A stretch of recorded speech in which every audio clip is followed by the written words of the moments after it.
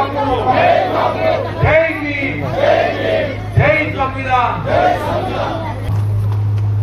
ఇవాళ మనము నర్సప్పగూడ గ్రామంలో ఈ యొక్క కార్యక్రమం చేస్తున్నాము.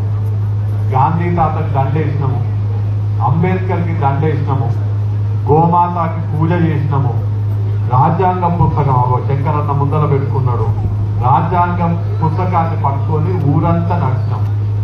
ఇది కేవలం నర్సప్పగూడ గ్రామంలో ఒక్క ఊర్లోనే చేస్తలేము.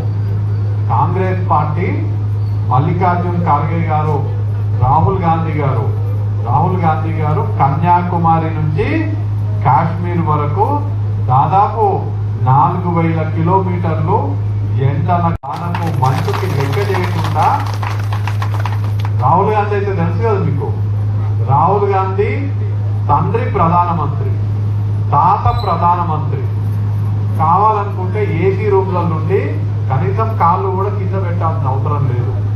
అట్లాంటి ఆయన మన కోసము ఉబ్బరం పోస్తుంది. మనకి 10 నిమిషాలు ఉంటేనే ఎండలు లెక్క చేయకుండా, వానం లెక్క చేయకుండా, జమ్మూ కాశ్మీర్ల భారతదేశ సరిహద్దులలో మంచు కూడా లెక్క చేయకుండా కాలి నడకన 4000 కిలోమీటర్లు మన కోసం నడిచారు. ఆయన ఆధ్వర్యంలో ఇవాళ దేశవ్యాప్తంగా భారతదేశంలో ఉన్నటువంటి ప్రతి ఒక్క గ్రామంలో ఇట్లనే ఇవాళ ఎట్లయితే ఈ నర్సప్పగూడలో చేసినామో అంబేద్కర్ బొమ్మ పట్టుకొని, గాంధీ బొమ్మ పట్టుకొని, రాజ్యాంగాన్ని పట్టుకొని ఊరంతా తిరిగే కార్యక్రమం దేశంలో ఉన్నటువంటి అన్ని గ్రామాలలో చేస్తున్నాం. అయితే ఒక గొప్ప విషయం ఏంటంటే, దేశం మొత్తం ఈ పాదయాత్రలు చేస్తుంటే అన్ని రాష్ట్రాల కన్నా నెంబర్ 1గా ఫస్ట్ తెలంగాణ రాష్ట్రం ఉంటుంది.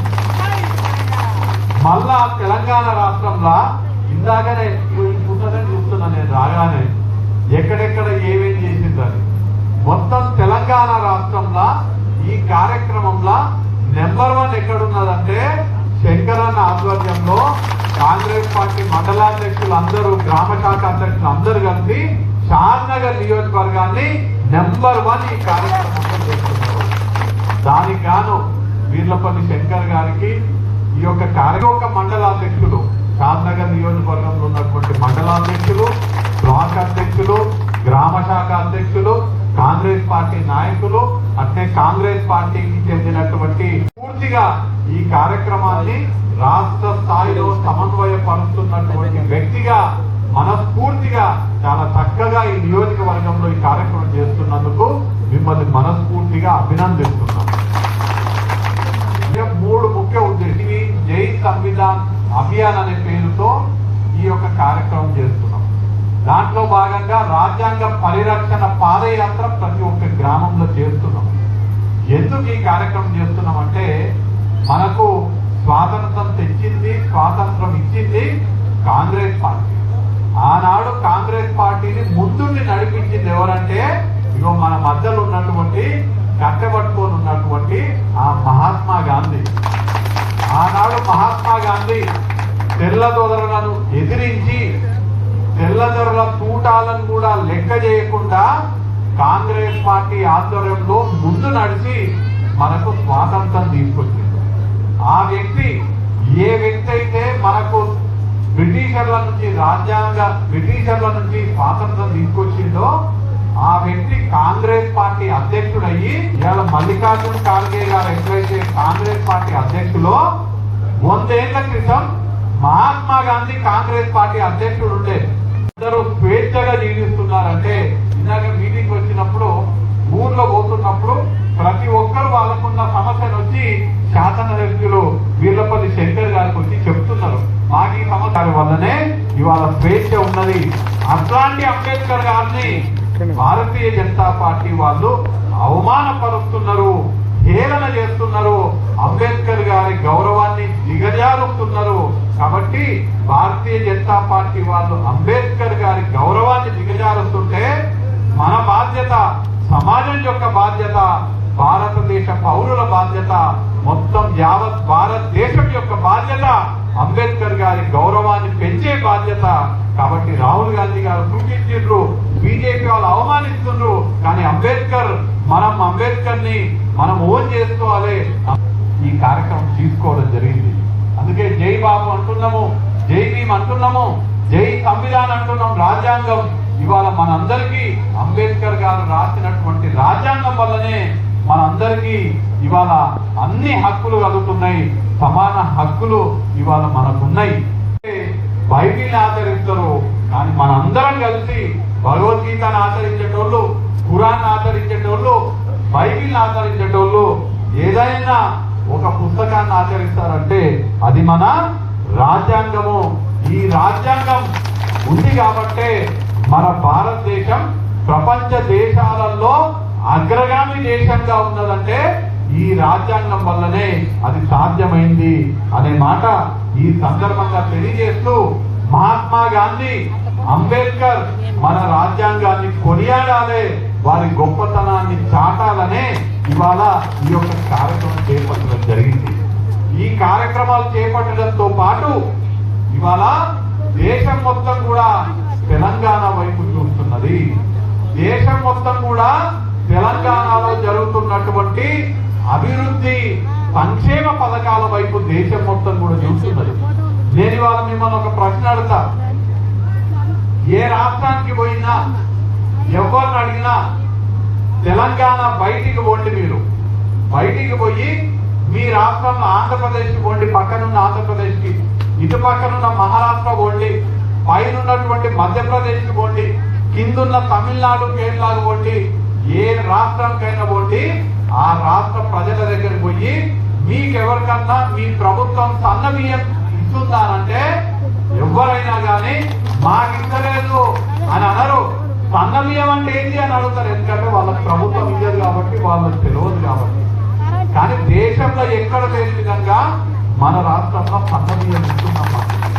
అక్కడ ఒక్క సన్న బియ్యమే కాదు, అన్ని దేశంలో రేవంత్ రెడ్డి గారి నాయకత్వంలో మన జిల్లాకి చెందినటువంటి ముద్దుబిడ్డ రేవంత్ రెడ్డి గారి నాయకత్వంలో తెలంగాణ నెంబర్ 1 రాష్ట్రంగా ఉంది. కాబట్టి తెలంగాణలో మనం చేస్తున్నటువంటి సంక్షేమ పథకాలు, అభివృద్ధి పనులు కూడా, అభివృద్ధి సంక్షేమ పథకాలని ప్రజల్లోకి తీసుకెళ్లి ఇంకేమైనా మెరుగుపరుచుకునే అవకాశం ఉంటే అందరు చెప్పింది విని మీ సమస్యలు తీర్చాలి, మీ సంక్షేమ పథకాలు మరింత మెరుగుపరచాలనేది రెండవ ఉద్దేశం.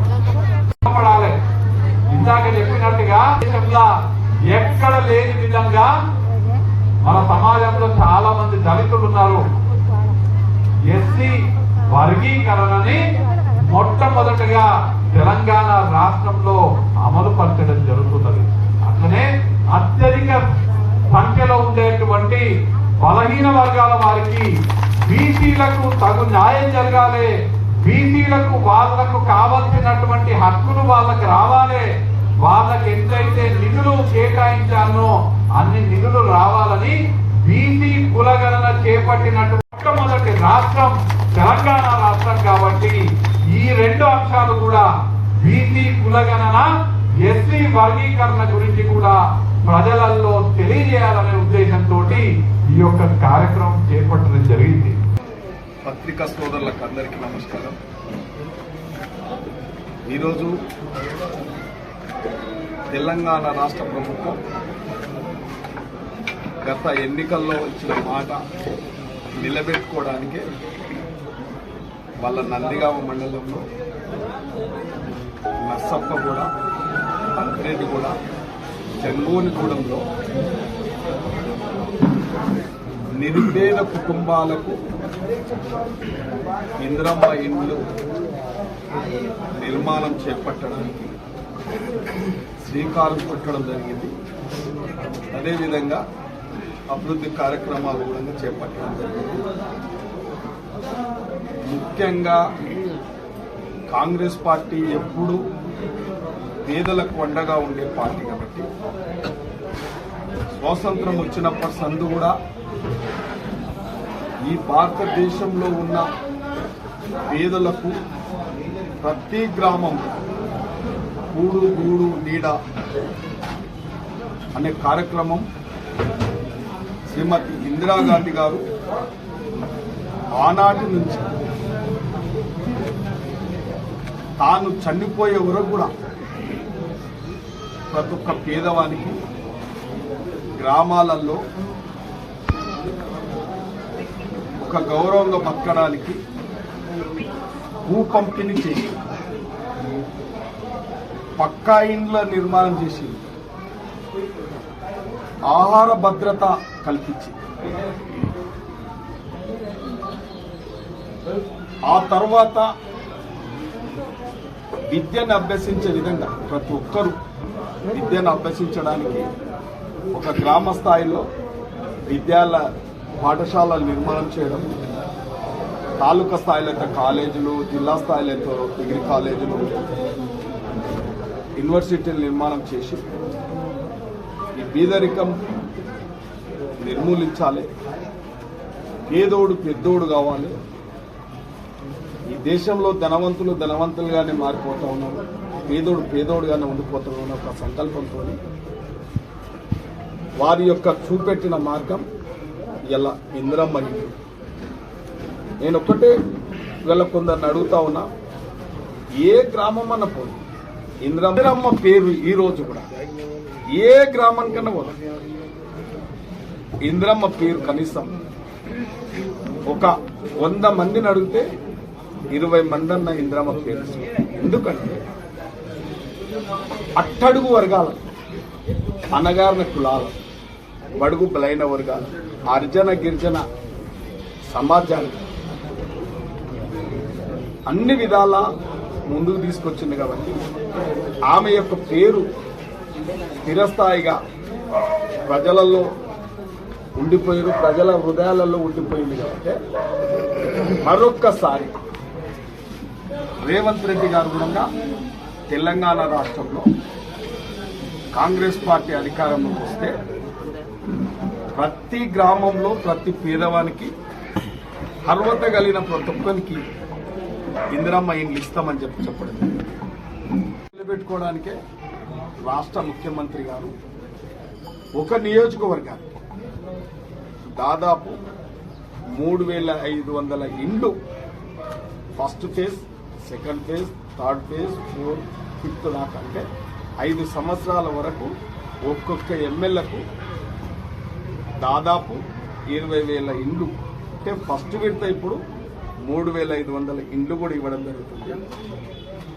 ఈ ఇండ్ల నిర్మాణంలో కూడా లబ్ధిదారుల ఎంపికలో కూడా ఒక పారదర్శకత, ఈ పార్టీ ఆ పార్టీ అన్నారు.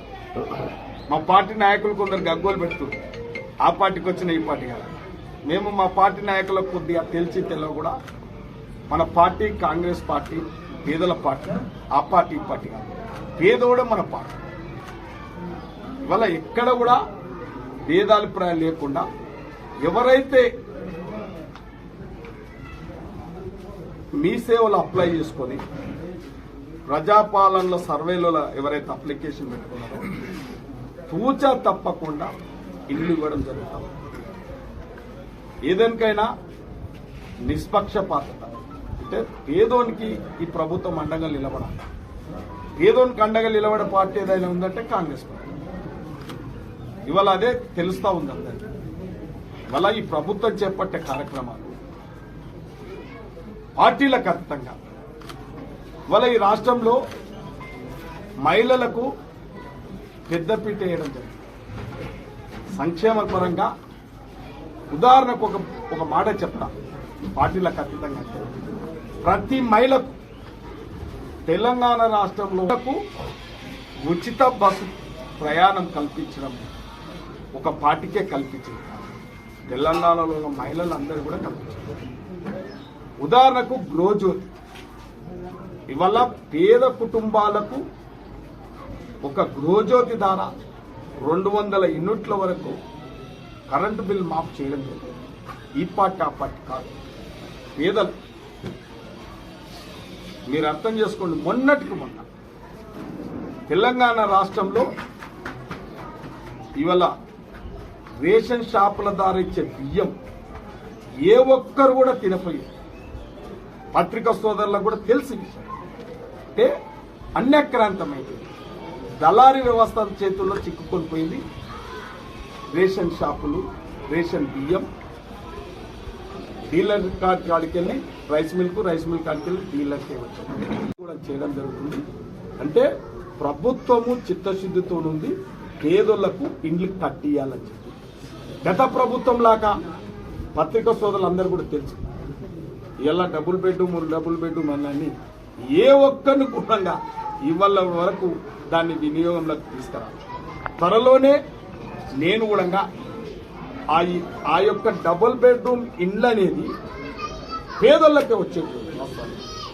వాళ్ళకు ధైర్యం లేకపోయింది, అంటే ఎంపిక చేయలేకపోయింది, ఒక నిజమైన లబ్ధిదారులను ఎంపిక చేయలేకపోయింది. కాబట్టి ఇవాళ అట్లా దేశరాజులకు పోతలేము. ఏ ప్రభుత్వమైనా ఏ ప్రభుత్వమైనా పేదోనికి అందుబాటులోకి తీసుకురావాలి. కాబట్టి వారికి కొద్దిగా అసంపూర్తిగా ఉన్న డబుల్ బెడ్రూమ్ ఇల్లు కూడా పూర్తి చేసి నిజమైన లబ్ధిదారులకు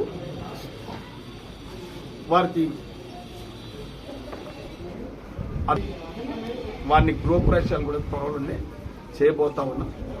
ముఖ్యంగా నేను మాట్లాడవలసి 6 నెలలు అవుతా ఉంది వాస్తవానికి. అంటే 6 నెలల నుంచి ఎవరైతే నిర్మాణం చేసిన బకాయిలు ఉన్న ఇల్లు, నేను 7 కోట్లు శాంక్షన్ చేపిస్తే 7 కోట్లు వాళ్ళ బకాయిలకే పోయినాయి. మళ్ళా కూడా 1,60,00,000 ఇలా కొత్తూరు అయితేనేమి, మున్సిపాలిటీల పరిధిలో ఉన్న నందిగా మన అవే 120 అయితేనేమి, 60 కొత్తూరు అయితేనేమి, 1700 షాద్నగర్ అయితేనేమి, ఇవన్నీ అసంపూర్తిగా ఉన్నాయి. అవి చిన్న రిపేర్లు అన్ని చేసి తప్పకుండా పేదలకు అందుబాటులో తీసుకురాబోతాను. వాళ్ళు మాట తప్పింది కాబట్టి మాట తప్పేదే లేదు, మనమ తిప్పేదే లేదు. మా రాష్ట్ర ముఖ్యమంత్రి గారు గ్రామాలలో వారి నిజ జీవితం అంతా గడిచింది కాబట్టి మేము కూడా ఎమ్మెల్యేలం, నేను కూడా నిరుపేద కుటుంబాలలోకి వెళ్ళి గ్రామాలలో పరిస్థితులు ఏ విధంగా ఉంటాయి నిజంగా అనుభవంతో మాట్లాడగలుగుతాం, అనుభవంతో చేయగలుగుతాం. కాబట్టి ఇవాళ నేను ఎలక్షన్లలో కూడా చెప్పడం జరిగింది, ఇందిరమ్మ రాజ్యం వస్తూ ఉంది, ఇందిరమ్మ ఇల్లు ఖచ్చితంగా మంజూరు చేస్తాం, కట్టిస్తాం. ఆ మాట నిలబెట్టుకోవడానికి వల్ల మేమందరం కాంగ్రెస్ కార్యకర్తలం అందరం కూడా కలిసి పేదోని ఇంటికల నిజం చెయ్యాలని ఒక సంకల్పంతోనే ఈరోజు ఈ కార్యక్రమానికి ఇందిరమ్మ ఇండ్ల కార్యక్రమాన్ని శ్రీకారం చుట్టడం జరిగింది. త్వరలోనే ఇంకా కూడా ఇండ్లు మంజూరు చేయబోతా ఉన్నాం. కాబట్టి ఈ ప్రభుత్వం మాట మీద ఉండే ప్రభుత్వం, ఇది చేతల ప్రభుత్వం, ఇది మాటల ప్రభుత్వం కాదని పత్రికా సోదరులతో విన్నవిస్తుంది. అర్హత కలిగిన వాళ్ళను ఖచ్చితంగా ఉంటది, అర్హత లేని వాళ్ళను ఉంటే దాన్ని కొద్దిగా ఆ లిస్ట్ లో అర్హత ఎంతమంది ఉన్నా 90% అర్హత కలిగి ఉంటే వాళ్ళు అట్లే ఉంటారు. అర్హత లేని వాళ్ళకు ఎవరన్నా అదేం కండు అంటే పోతారు 10%. ఇప్పుడు 3 గ్రామాల్లో నర్సాగూడెం 27 ఇండ్లు, అంతరెడ్డిగూడలో 29, ఈడ 9. అంటే ఈ యొక్క జంగోనం చిన్న గ్రామం ఒక 9 మంది పెట్టుకుని అంటే ఇది ఫస్ట్ ఫేజ్, ఇంకా 4 ఫేజులు ఇస్తాం. 4 ఫేజులు అంతరెడ్డిగూడలో మీకు తెలుసు బుడగ జంగాలు దాదాపాడ ఇల్లు లేని వాళ్ళు ఉన్నారు కాబట్టి 29 ఇవ్వాల్సి వచ్చింది, 29 ఇచ్చినాం. అదేవిధంగా అంతరెడ్డిగూడెంలో నూతన గ్రామ పంచాయతీకి 20 లక్షలు ఇవ్వడం జరిగింది.